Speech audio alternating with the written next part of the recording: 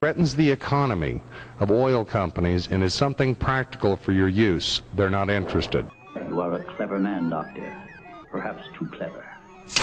We're here at the Extraordinary Technology Conference. I have Paul Pantone.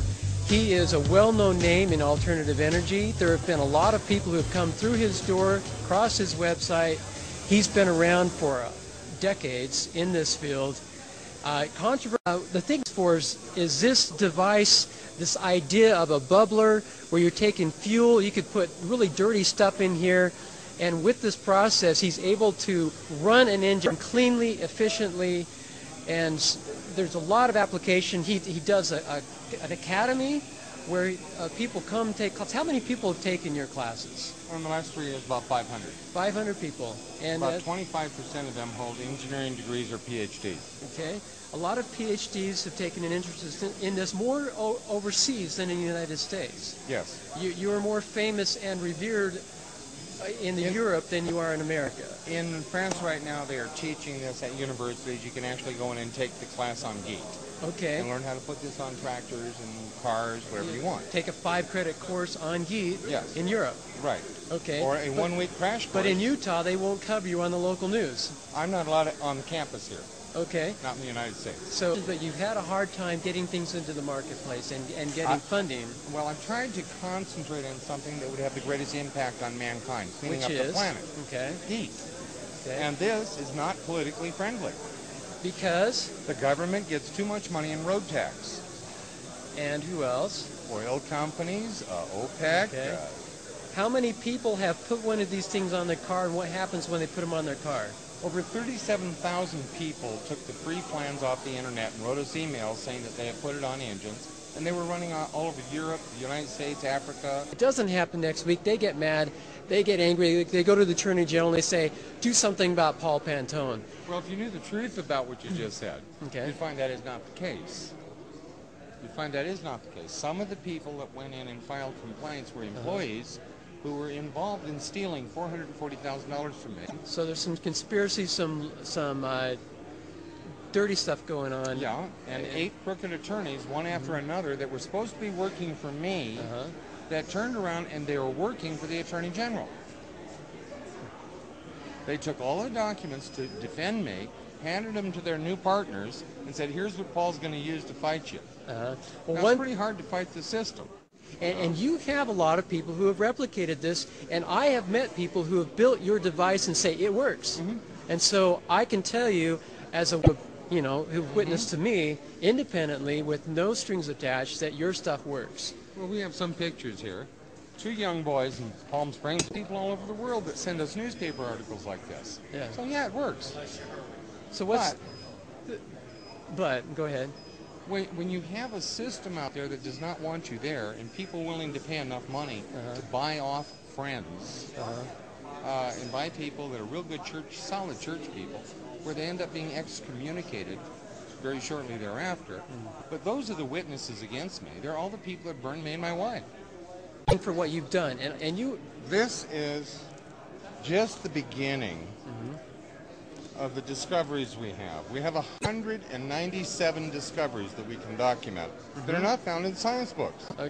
Well, until Tuesday. Very, very controversial. This has been Sterling Allen with the Open Source Energy Network interviewing Paul Pantone. Thank you. It's been fun.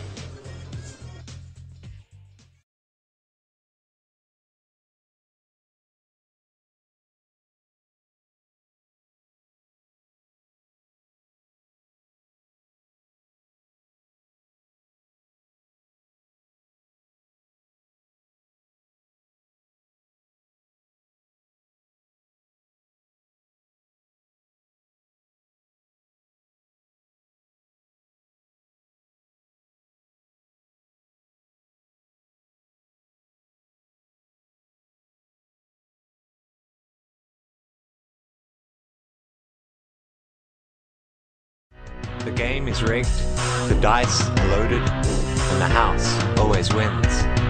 But it's just a game, and the game has no substance, and the game will end.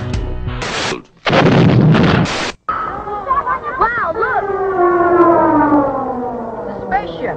Let's get out of here!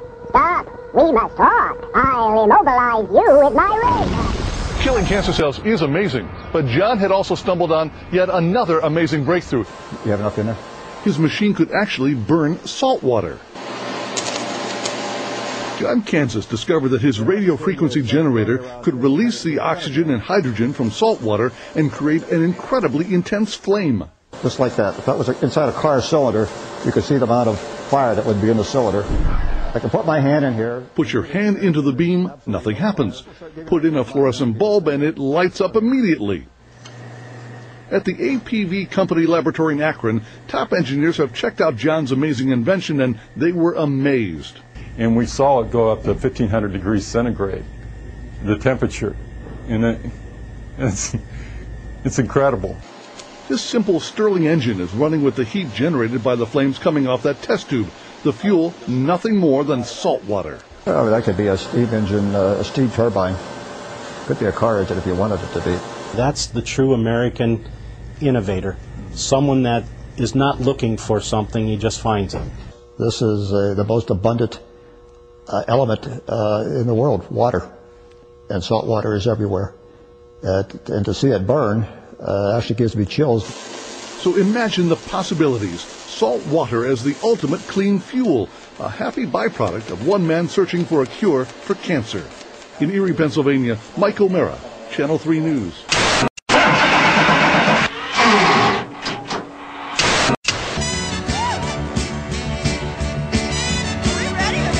Oh, yeah.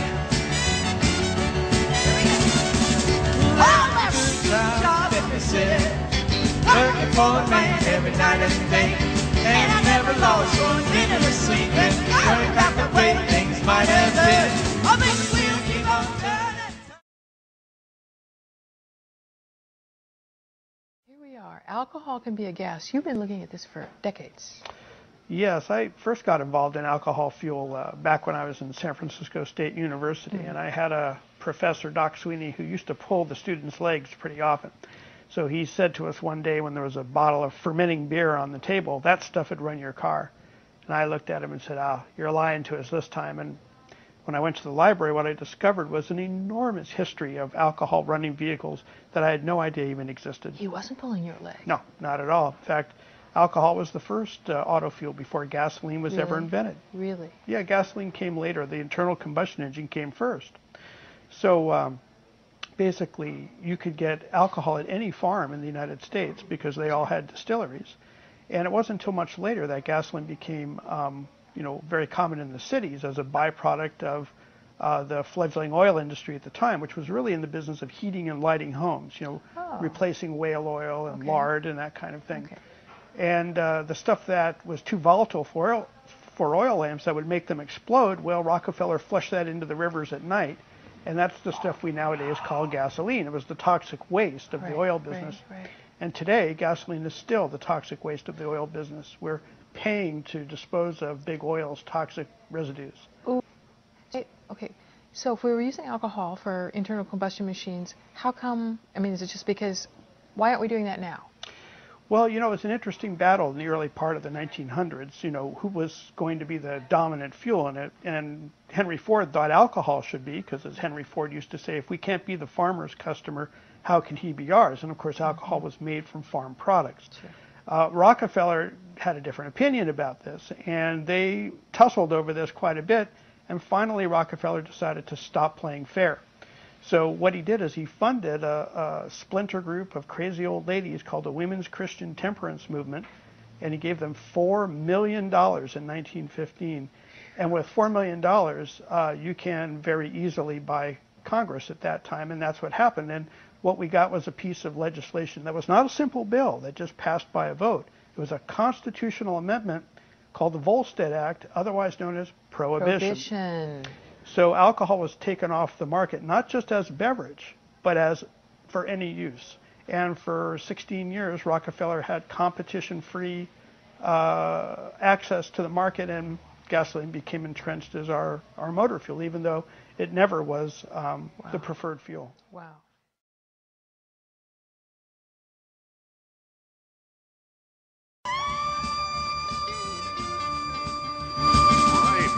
And Eddie gets the power of corn in those whopping big Kellogg's Corn Flakes.